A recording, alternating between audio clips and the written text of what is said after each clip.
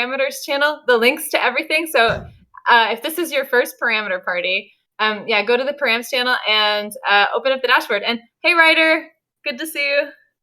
Hi, I'll probably just be listening while I cook. Didn't want to miss the last one. Cool, nice. Well, glad you're here. Maybe we'll get you playing with the dashboard, even if you're just listening for now. I've played with it. Don't worry.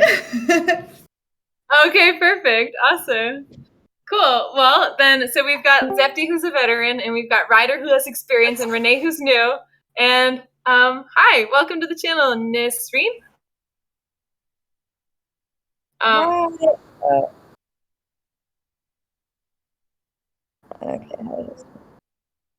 So you just jumped into a param party. If the music is too loud, right-click the bot. It's called right-click to turn down, and then you can turn it down. Right-click the bot. Okay, one sec. Turn down. Okay, right-click. Okay, hello? Hi. Yeah. Hi. Sorry, that had technical difficulties. How are you all? Let me put my camera on. Hello.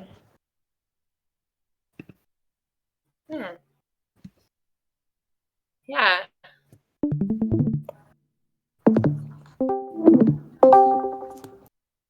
Sorry, I didn't hear what anyone said in the beginning. I'm not sure if I'm supposed to say something.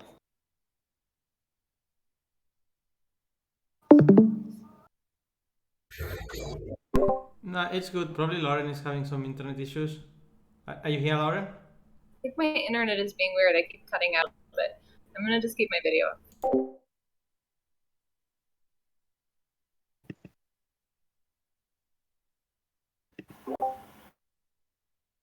Okay. So I think if I disable all your videos and keep my video off, it's better. All right, cool. I didn't hear anything you said, but I'm going to jump into telling you about the dashboard. So I put all the links to the parameters channel. If this is your first params party, go to the parameters channel and open the first link, which is the config.tecommons.org.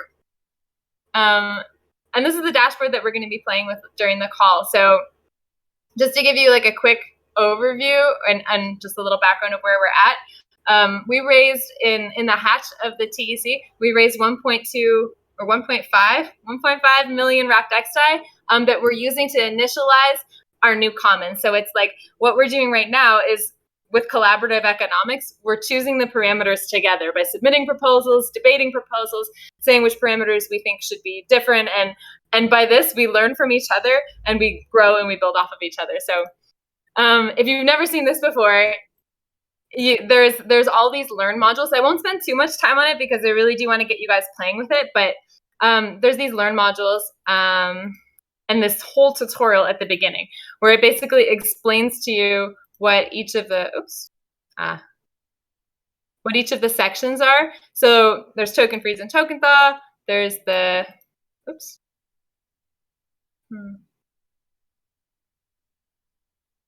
I think my computer is actually being slow. I think this is my problem right now. Dang.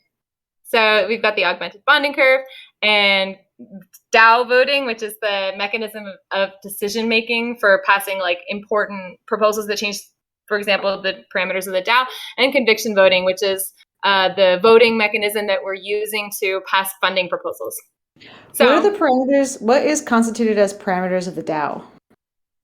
Yeah, so there's a bunch of different parameters. This is kind of like what we're going to be selecting in here. So in each of the modules, there's different kinds of parameters. Some of them are relating to the price of the token, like vesting, how long the tokens will be vested. And some are related to the augmented bonding curve, like how much funding you want to put in the augmented bonding curve to back the token.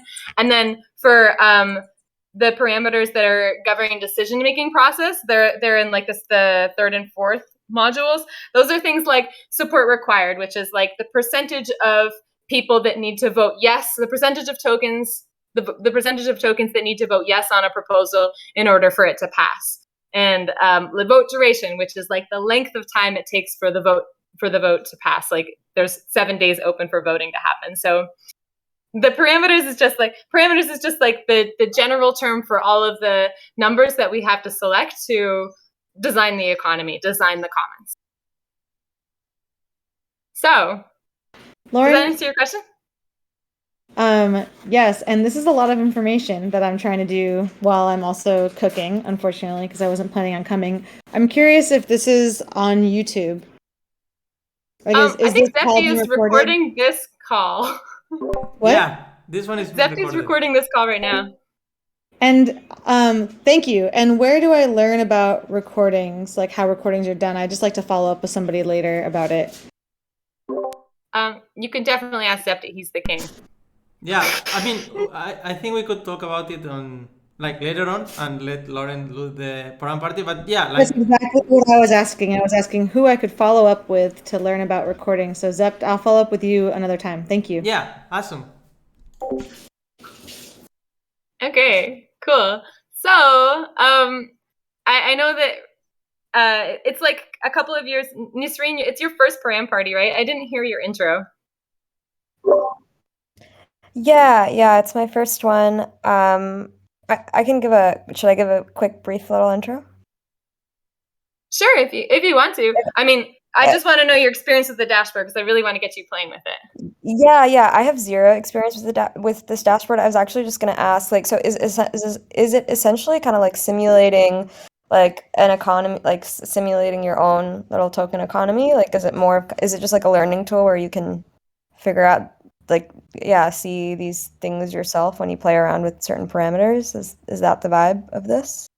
It's not just a learning tool. It's both a learning tool and also the tool that we're using to design our commons for real. So it's like there's a lot of resources in the dashboard, and like all of these terms, all of these parameters, they're defined on these like mouse over tooltips, which explains kind of what they are. But it's like what we're doing right now in these param parties is choosing parameters. Like any person can submit a proposal for like the entire set of parameters for the economy, and then like later in different stages we're going to be debating which proposals we like better, and we're going to be voting on the proposals, which is actually going to initialize the augmented bonding curve for our commons, and also be ruling our voting processes for funding and for changing things. Got it. Interesting. Okay. Yeah, so I actually, very cool. if you want to learn more about that, I put this link to the forum post, which explains like the different stages on the different weeks. So it's like the different stages of the param parties that we're part of. Like right now we're in this learn and propose phase. So this is like the last learn and propose param party. And then next week we're going to be starting with debate. So we're going to be arguing which proposals and which parameters we like better. So that's also in the Params channel. I think I put it under, I think I called it, what did I call it? It's schedule, forum post, and decision-making process. So you can take a look at that if you wanted to check it out a little more. Okay. Yeah, I definitely will. Thank you. Yeah. Because I'm new, should I introduce myself just quickly as well? Sure. So you guys know, kia ora, I'm Renee. I am tangata whenua o Te Ika a Maui, which is out here in New Zealand. I've come here from Kernel. Someone shared the Commons Simulator with me, right? And I loved that game. So I guess, and then so I've played with the dashboard a bit and read quite a bit of the forum, but not all of it yet. I have a question as to how, like the simulator, were the kind of parameters that we were using in the simulator, are they relative here, or was that just a game? The simulator was a game that had like an agent-based modeling behind it. So it was simulating, you would choose parameters, and then it would like basically be simulating going through years and like what the commons would look like over time. But in the simulator, we made a lot of different assumptions, just basically because we don't have any real commons data that we can use for it. And so you'd get a final score of whether or not your commons was successful, but it was all really gamification and game-based. And the main difference is that with this tool, with the dashboard, we're not doing simulations. All of these graphs, I mean, they kind of simulate, like this is a simulator. It's basically just showing you how the price will change if people buy and sell from the bonding curve. So it's like each of these steps are outlining, like the first one example, like for example, is like if the total supply is around 2 million tokens and somebody places a buy order of 5,000, they get out 3,756 TEC. 90 wrapped XDAI goes to the common pool to fund initiatives, and then this is the new price. So the beginning price was $1.30, and then after this buy order, the price was $1.31. So it's a simulator of sorts, but the purpose of this simulator isn't to say whether or not your commons will fail or succeed, but rather it's to just choose intelligent parameters. So it's like by changing the parameters here, you can see how the price will change a little bit differently. Yeah, so, sorry, did someone unmute? Oh, sorry, really quick. I thought I'd give an intro because I forgot. Can you hear me? Yeah. Yes? Okay, so I thought I'd give a quick intro since I forgot to do that part. That was my bad. So I'm Nasreen. I was head of community at Sherlock, which is basically you can think of it as insurance, protocol level coverage, smart contract exploit protection for DeFi protocols, and was doing that. But I actually just left yesterday, and actually a lot of this stuff was kind of figuring out governance, and we were launching our token in a few months, and just thinking through some of that and curating community. But I still want to learn about a lot of this anyway, so that is why I'm here. And I've also done kernel, so shout out to kernel, which is very cool. So yeah, that's me. Nice. Okay, well, I'm glad you're here. Cool. Okay, so let's get back to the dashboard. I want to so I'm just going to walk quickly through each of the different modules and give you kind of like a top level overview of what they're each doing and what the graph is showing, so you get a little bit of an idea. And then I want you guys to kind of go in. I won't talk about each parameter too much in depth because the definitions are all there. If you just mouse over any of these question marks, it'll like explain to you what it is. And then when we're doing like the playing around and you're creating your own proposals, you can definitely ask any questions and like any clarifications. I'll be happy to do it. But I'm just going to take 5 minutes or so to walk through the dashboard, give you a big idea, and then we can get into like hacking. Because I really think the value of these Param parties is like learning by doing. It's like you get to play with the numbers, you get to play with the dashboard, and then the real questions come out. So like I mentioned, we're basically determining like how we're going to use this $1.5 million, and like how much of it is going to go into backing the token and how much of it is going to go into the funding pool. And part of the parameterization is setting the opening price. So during the hatch, hatchers were able to buy the TECH tokens, the hatch tokens, for like a 1-to-1 ratio. It's like $1 per hatch token. So it's like you can determine what the opening price is going to be, and that also is sort of saying that like if you set it to be $10, all the hatchers tokens that previously were worth $1, they bought for $1 and now worth $10. But you'll see later that this makes the augmented bonding curve a little bit unstable. And then the rest of what you're deciding here is the amount of time that you want to vest the tokens for. So that's like token freeze and token thaw. And then basically what the graph is showing is the minimum possible price that the token can reach, the price floor, over time because of this vesting. And it basically is because hatchers aren't able to sell with their tokens vested. It basically means the hatchers aren't able to sell their tokens in the early stages of the commons. So it's like if you set token freeze to be 30 weeks, no one can sell their tokens for the first 30 weeks. And that means that the minimum possible price is the same as the opening price. Minimum possible price is $1.60. And then as the hatchers tokens are thawed, like as they become unvested and they're released and hatchers are able to sell them, hatchers could sell their tokens, and then the token price will be able to drop, and it'll eventually go all the way down to zero. The token price won't drop all the way down to zero, but it's the minimum possible price will drop to zero.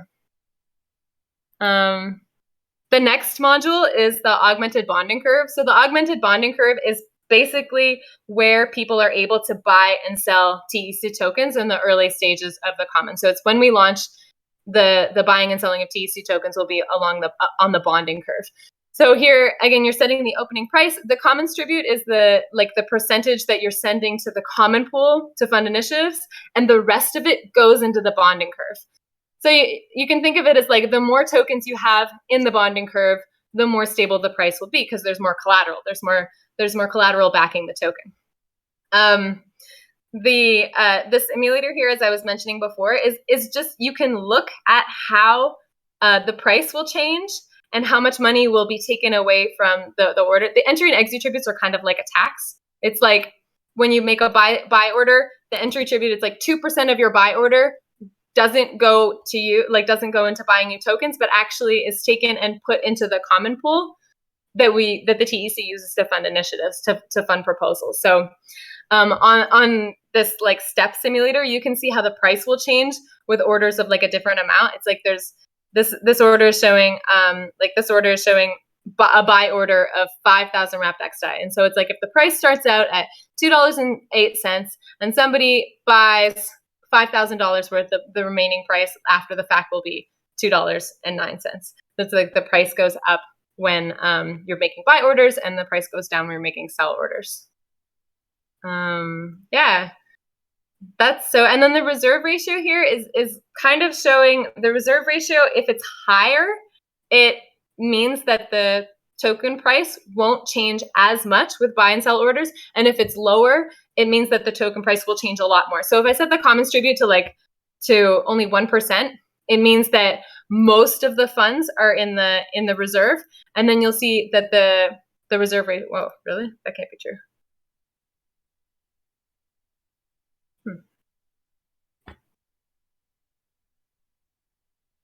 So the reserve ratio will go up if the commons tribute is lower down, because more will go into the reserve. More is backing the token. Then you have a higher reserve ratio and the price slips a little bit less. And then the same as like if I set the opening price to be $10, this makes things way more unstable. You'll see that the reserve ratio will be a lot lower, and the lower reserve ratio means that there'll be a lot more volatility in the price because they're starting out with such an overinflated opening price. Yeah, I know it's kind of a lot to take in, but I think when you start playing with it, you'll start to understand a little more. So I'll just go to the last couple of modules here.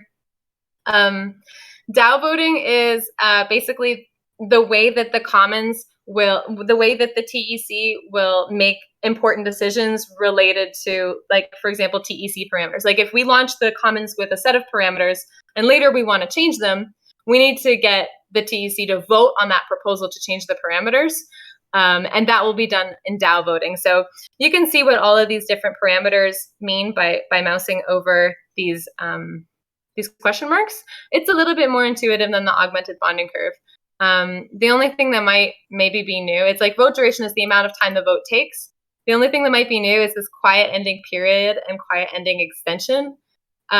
Basically, the quiet ending concept is like if the vote within the last few days goes from a yes, everybody saying yes, to a no, to majority of people saying no, or to the vote not being able to pass, then more time is added onto the vote. So it's like within the last 1 day of this 7 days, if the vote flips from yes to no or no to yes, 2 more days are added onto the vote so that more people can come in and vote with more tokens. So that's being kind of shown in this bar graph here. You have the vote duration. Normal vote duration is this blue color. And then, so it'll last here. It'll last 7 days, the normal vote duration. This is the non-quiet period. If within the last 2 days of that 7 days, the vote flips, you get an extra day onto the normal vote duration. So this bar graph doesn't change at all. It just kind of helps to illustrate a little bit more of these ideas of the quiet ending period and extension. Yeah, so that's the Dow voting module.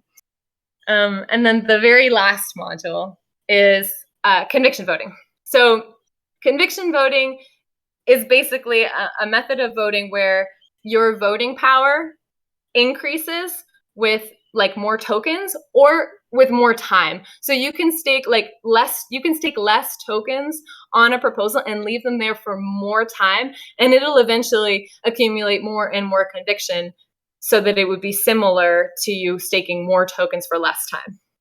So it's like less tokens, more time, or more tokens for less time could achieve the same voting power, the same conviction, and like basically the same amount of power and support for a proposal to pass. In conviction voting, there's no like yes and no. There's only support. You can only stake your tokens if you support it. And if you don't want to support it, you don't stake your tokens on that proposal. So you can like mouse over here and you can learn about the different parameters that are here. Conviction growth is basically like the longer you make it, the more time it takes for your conviction to grow. So the more time it takes for your voting power to increase. The lower you make it, the quicker it is for your voting power to increase. And the spending limit is like the maximum percentage, the absolute maximum percentage of the funds in the common pool that can be taken out at any one time. So the higher you make this, the more of the like all of the funds in the treasury that can go at one time. But you'll basically never get to the actual spending limit with any proposal, because it's like, this is if all the tokens were being staked for infinity, then the limit would be 18% in this case. So you could make it a little bit lower, you can make it a little bit higher. And then what the graph is showing is at the bottom, it's the percentage of the common pool being requested. So it's sort of like amount of funds being requested, but shown as an expression, shown as a percentage. So it's the percentage of the common pool being requested, and then the amount of the effective supply voting on the proposal, where the effective supply is referring to the amount of tokens that are actively voting. So it's like the percentage of the active voting tokens that must be on that proposal. And this conviction voting module is cool because you can actually change the time period that's like that the graph is representing. So it's like, if I set it to be 1 month, it's showing what percentage of the active voting tokens must be on the proposal for 1 month in order to pass a proposal of like 4%, for example. So it's like if I was requesting 4%, I would need less than 10% of the voting tokens voting on that proposal and held there for 1 month in order for it to pass. So yeah. So those are all 4 modules. And then once you are able to go through and parameterize your economy, it kind of goes to the summary page here, where you can explain your strategy, talk about why you chose certain different parameters. And then the last page will show you some analytics. It will show you a little bit about like what your economy will look like, kind of again like a summary. Yeah, so this is like your quick blast through the dashboard in 5 minutes or so. And I know it's really a lot to take in, but I have faith, and I'm here for questions. And what we'll do next is just kind of like go through and try playing with the dashboard, and we can ask questions. You guys can ask questions. Hi, Idiom. Thanks for joining the party. This might be a dumb question, but does it matter? So it's using WXDie, or right? Yeah, wrapped die. Is that it? Yeah, wrapped XDie. And I'm wondering, like, does this change significantly depending on like, let's say you don't use like, something that's like stable and I don't know, just like a random token. Does it yeah, I don't know, does it impact a lot of these curves, or it doesn't really matter? It's kind of just, it's more of the principle of like the parameters rather than like, does that make sense? Yeah, it makes sense. I mean, if like it would be a similar situation if you raised ETH in your hatch, you could still parameterize. It would just be a little bit more confusing because of the volatility of the token price. But since this is actually like we're designing our real economy,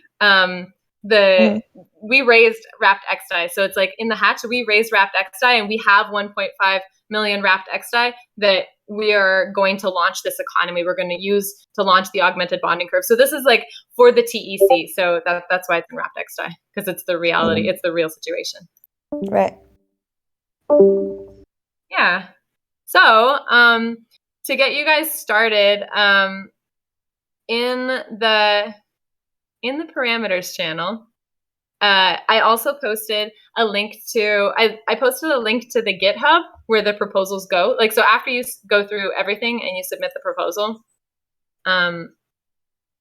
You go to analytics, and then you submit the proposal. It like will generate here, and it will create a GitHub issue. So I just made this one. I called it PG-13 topless Goldilocks, almost no vest. And this is kind of this is like I took one of Zeppi's proposals, actually, where he didn't like any vesting. He wanted almost no vesting for the tokens, so none of the tokens aren't locked up for any period of time. And I tweaked it just a little bit to make it more of what I wanted. So I made it like Goldilocks style. It's like not too much vesting, not too little. I just made the numbers like a little bit more balanced. But anyway, Goldilocks still has a little bit of a vest. So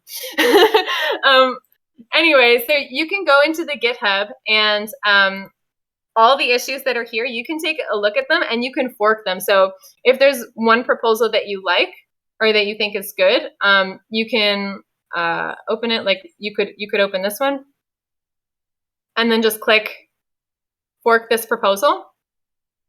And then it will load those parameters in your dashboard. And then you'll be able to change them a little bit. So that's basically what I did with Zeppi's proposal. I forked his proposal, I opened it up in my dashboard, and then I changed things a little bit. Oh, that wasn't weird.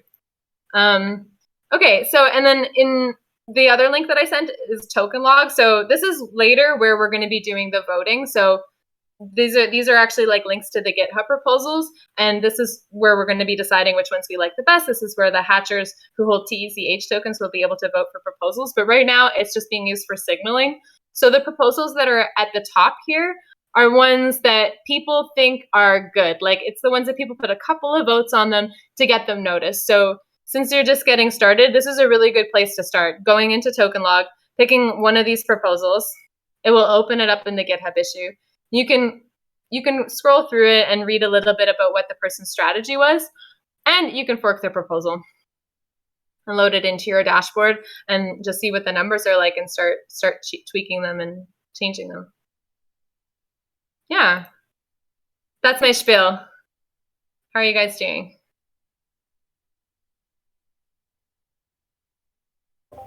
Good, thanks. Okay. So if you want the proposals on GitHub, and we'll try to fork one myself. Nice, awesome. Okay, cool. So I think I'm gonna fork a proposal too and start playing with a little bit and changing some of the numbers. If you all could start doing that as well, then maybe we'll give like 15 minutes just to play with the dashboard. And if after 15 minutes anybody has any parameters that they want to present, we can do. You can present them. Don't worry if you don't get to that phase and you don't feel comfortable presenting.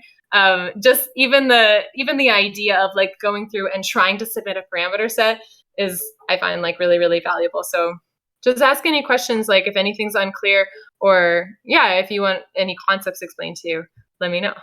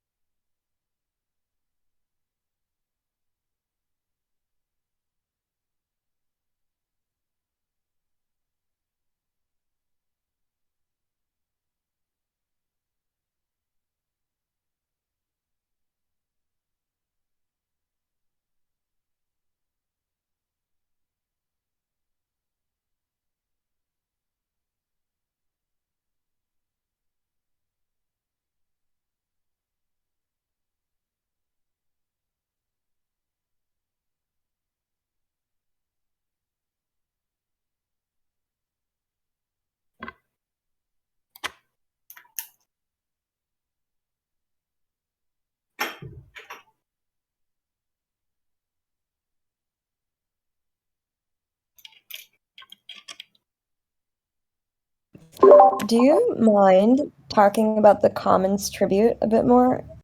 Yeah, definitely. So the Commons tribute is basically the percentage of the initial funds that is going to the common pool. And so the common pool is like the treasury. It's like the commons treasury that we use to fund proposals. It doesn't affect the token price. Like the token price is whatever is not in the common pool. So it's like you're basically, with this percentage, you're splitting the total amount of funds. This is the percentage that goes to the common pool, and the rest goes into the reserve. So we raised, like I said, about 1.5 million wrapped XDAI. And we took out 250,000 of that to make like the first buy order on the bonding curve. So what's left at the end that you're splitting up is 1.2 million wrapped XDAI. So you can see that this like 680,000 plus 580,000 is roughly 1.2. So the reserve is what goes into the backing the token, supporting the token price, and the common pool is like what goes into funding projects. Does it make sense?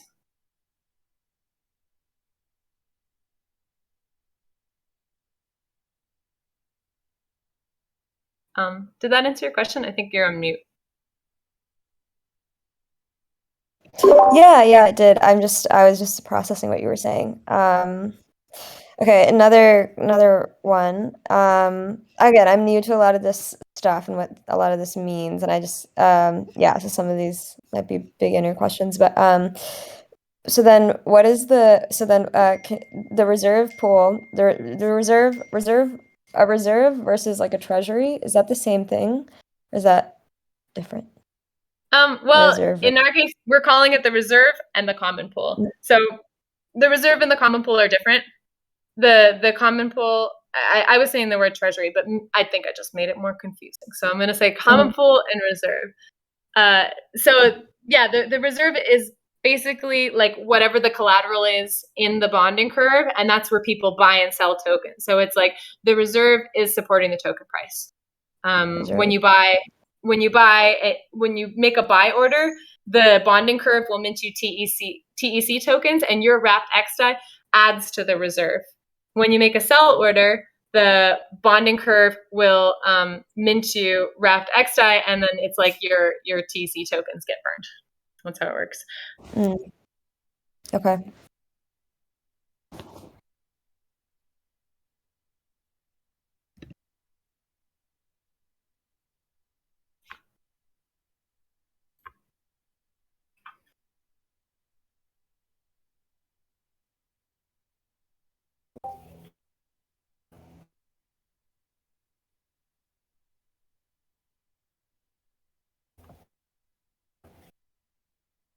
I have a question here on the augmented bonding curve. I'm not seeing how a bullish or a bearish market is changing the bonding curve or the price. Yeah, I think, honestly, I don't really remember what this does, but because it was so confusing to people, we're going to remove it entirely. So if you just keep it on bullish, it'll definitely like simplify your life. It was just like another parameter adding into the simulator. I think it was like with the bearish market, maybe you had like different steps. Zepti, do you know? Sorry, I was so distracted. Can you repeat the question? She was asking, what is the, like, when you change it from bullish and bearish, like, what does it actually do? I think it's like when you change to bearish, it shows more bearish scenarios, but it's not working. Like this is not working. It's not so easy to understand. Like actually, like if you want to see a bearish market, then you add step and do a sell, a big sell or many sells, and it's better like if you like you experiment the market bullish or bearish, but as you want, adding steps. Right. Yeah, I totally understand now. So basically what it does, Renee, is it changes like the steps in here so that the orders are more, like if you select bearish, you'll have more sell orders. And if you select bullish, you'll have more buy orders. So it's like... Oh, yeah. Yep, that makes sense. Just at the moment, though, I'm on... I guess the thing is I'm switching between the two buttons and I'm not seeing... Wait, no, maybe it did just work. I thought I wasn't seeing anything at 0, but at step 2, I think I'm seeing changes now. Wait, step 2 changes. Oh, when you change them. Yeah. It's if you're like looking at the simulator here, if the amount in is in wrapped XDAI, it means it's a buy order. And and if the amount in is TEC, it means it's a sell order. So whether you select bullish or bearish, like doesn't matter too much, but it basically just changes so that you're having more amount buying and less amount selling if it's bullish, and more amount selling if it's bearish than buying. But if you just like pick one and don't worry about it, and then like look a little bit closer in here, you can see how the price will change, like what amount is taken off of your order as the tribute and like adding to the common pool. You can see how much TEC gets out, how much the price slippage is, and that's like really the value of this table.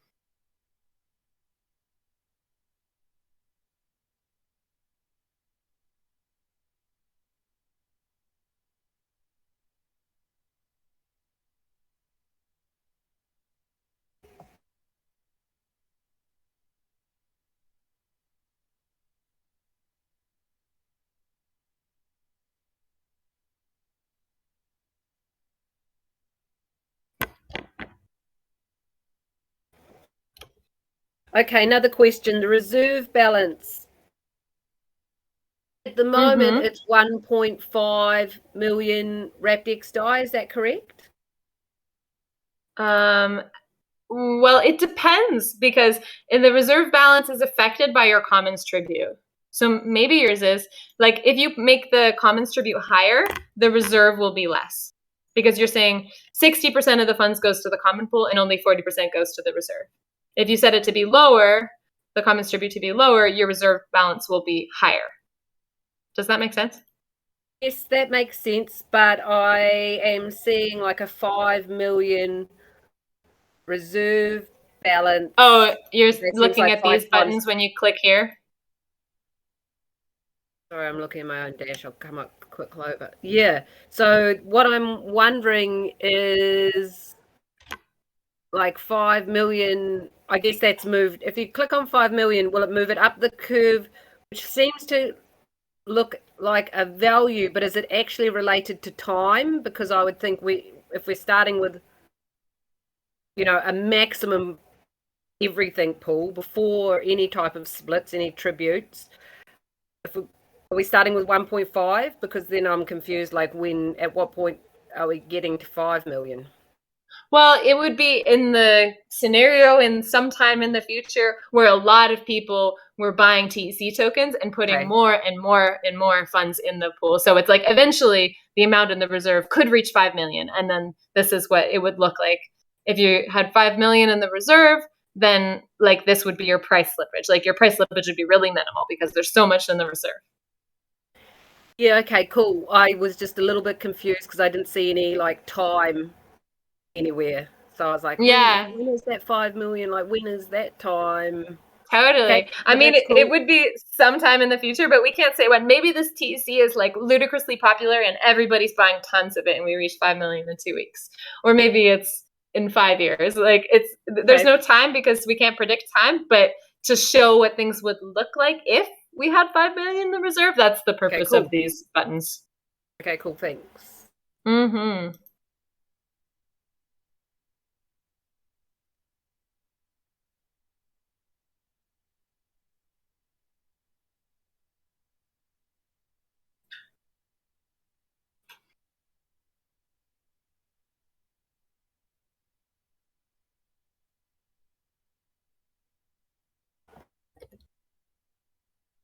Can you clarify again for me, please, Lauren? Is a reserve ratio that is high good or low good? Actually, you want to have it somewhere balanced. Like what most proposals aim for in order to basically, the lower it is, the more volatile the price will be. When you buy and sell things, the price will go more crazy. The higher it is, the less it will move. But you do want the price to move a little because we want, when people are buying, we want the token price to be going up. So what is like we are commonly understanding right now as like an ideal reserve ratio is somewhere between 20 and 30% is like a nice range. That's for like a pretty stable token. But if you want the price to go crazy, you want the price to move up and down a lot, you could make it lower, like 10% or even 5%. And if you want the price to be like really not move very much, then you could make it something like 50%.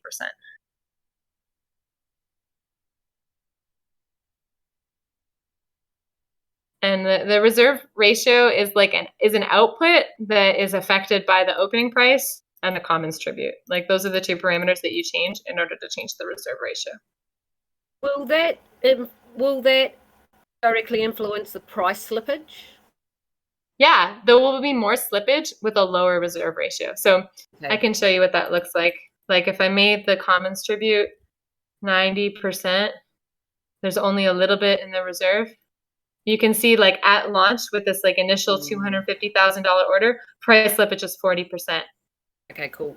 My reserve ratio is 4%. And then if I do it the opposite, you know, and I make it much higher, the reserve ratio, it's going to be like, 40%. Price slippage is only 5% for the same order, the same conditions.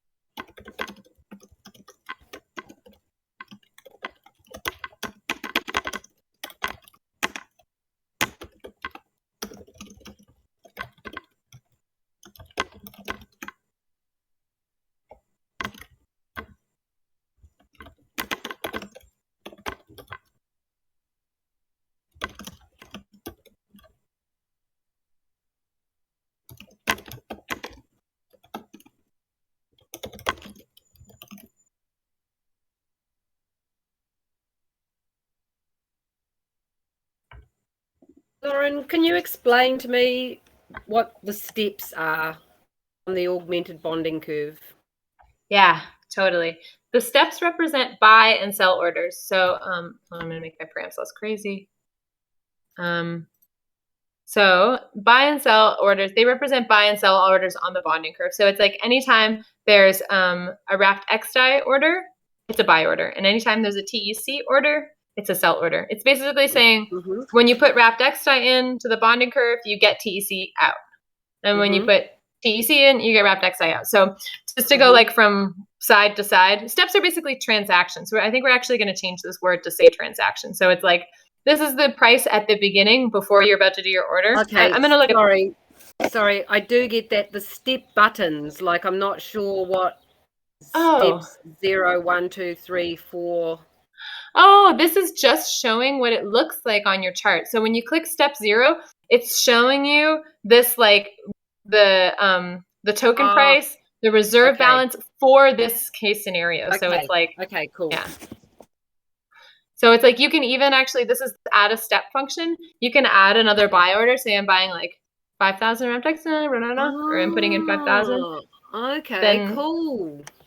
Then a new step generates, and then I can click my step and I'll see what that looks like. Oh, it's just this little amount. It moves the token price just this little amount, and this is the amount of reserve I'm fluctuating. Oh, wow. So that band is how far it's going to move the token price. Yeah, well, actually the token price is on the y-axis, and on the x-axis is the reserve balance. So it's like the vertical distance is how much the token price moves, and the horizontal resistance is how much the reserve balance changes. So, sorry, if you click on one with a big wide band, a big green band, a buy. We can do, this is, here, let's do, there you go. This is a nice, this is a big sell. So that's a sell. And does that mean the price has dropped from like $2.20 right back to $1? Exactly, yeah. And so this sell order is step 4. You can even see it on your chart here. The price starts at $2.11 and it drops down to 99 cents. Oh, yeah. Okay, cool. Now I get what those bands are for. Yep. Wait. Yeah. Oh, this is super fun. Isn't it cool? It's so cool. It's really cool. This is great. Yeah, the augmented bonding curve is probably the most fun one too. Like that one and conviction voting. Those are the most fun too to play with. We have only about 6 minutes left in our time. How are you guys getting close to having a parameter set ready? No, I'm not going to. I'm just going to keep playing with this. But I'd love to look at the conviction voting curve here with you, because I got to the submit a proposal a couple of times, but now that I've picked up other people's and are forking existing ones, I'm like, oh, this is interesting. Yeah, much more interesting than trying to just start from myself, because I've got some parameters that people have selected. And so spending limit is 10% at infinity of the commons pool. Minimum conviction. Sorry, I should just look over that. Yeah, hold on. I want to check in. Noreen, have you made a parameter proposal that you might want to present? I'm just using people's things that they have submitted so far, so probably not. I'm just gonna play around, I think. Okay, no worries. I would love to show you like a completed proposal. So maybe Zepti, would you be down to present a proposal for us? It's so hard to unmute the microphone. Yeah, of course. Yeah, I think it's really cool to see, like, since both of you are new at these parties, I think it's really cool to see what it looks like when it's done and when somebody's shilling it. And plus, I've been talking this whole time, so I would love if Zepti could do that. And then you guys can really get to see what it's like, and that will also help.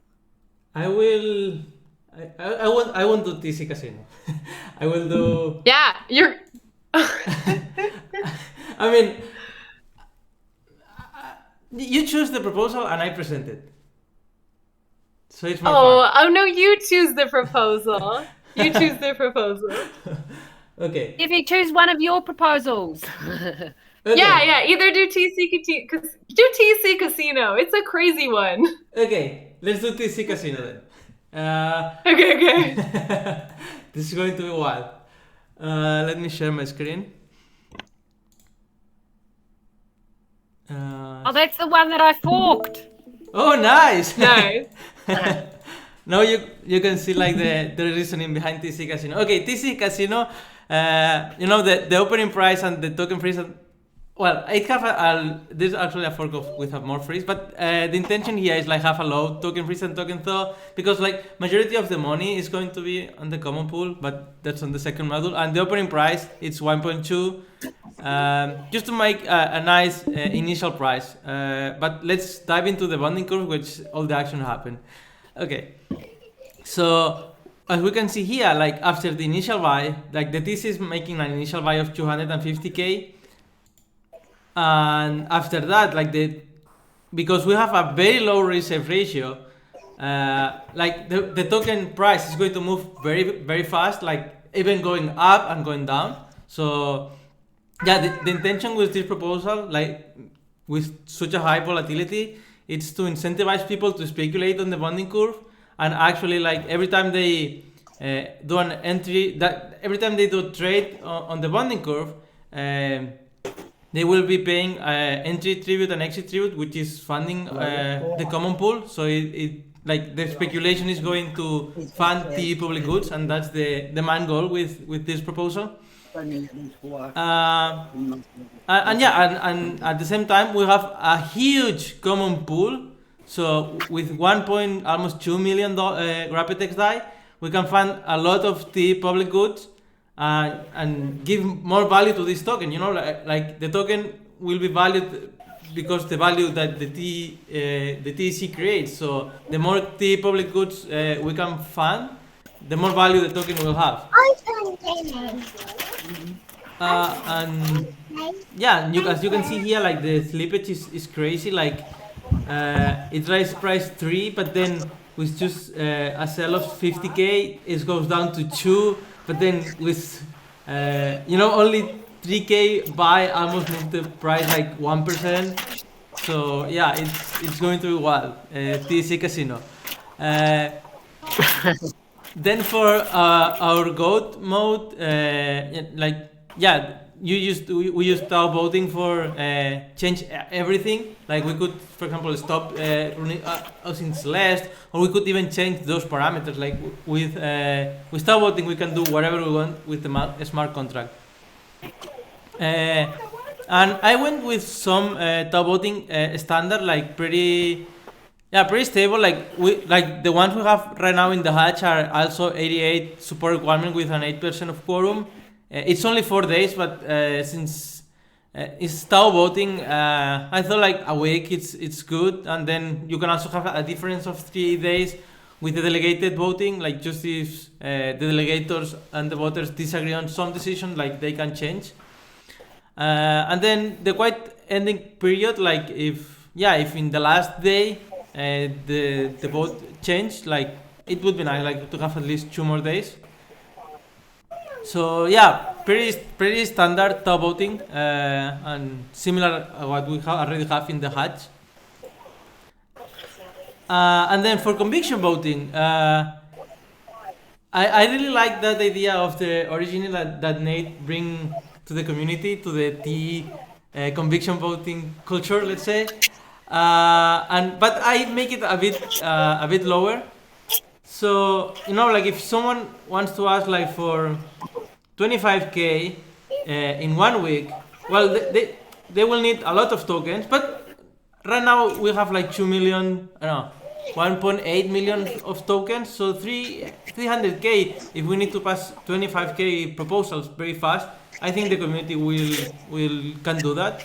But then like the time goes and it's going lower, and like even after 6 months, if someone is willing to stake their token 6 months, a small group of people like with 77k of tokens, we could pass a proposal of 25k. And yeah, that's the proposal. Any questions? Yes, so just to clarify, the minimum token needed to pass at 6 months, that column is the amount of vote, the voting, how many tokens vote, is that correct? Yeah, that's TC tokens. Okay, cool. Yeah, cool. Great Params! We have a culture of clapping at the end of programs.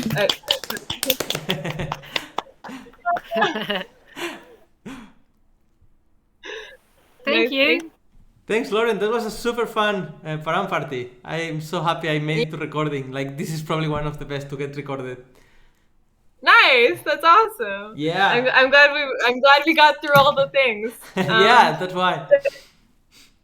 The next Param party, there's actually one in the Common Stack Discord server tomorrow at 9 a.m. Costa Rica time. And if you guys have the calendar, which I also posted in the parameters channel, you could join a next one. And like, it's a great place to ask more questions and get a little bit more familiar with the dashboard. We're starting also with debates tomorrow, though. So I think this one in the Common Stack Discord is going to be like one of the last opportunities to just like really kind of like learn and play a little more slowly, because then people are going to be shilling their parameters and arguing why they think they're good. And the debates start the hour after at 10 a.m. Costa Rica time. So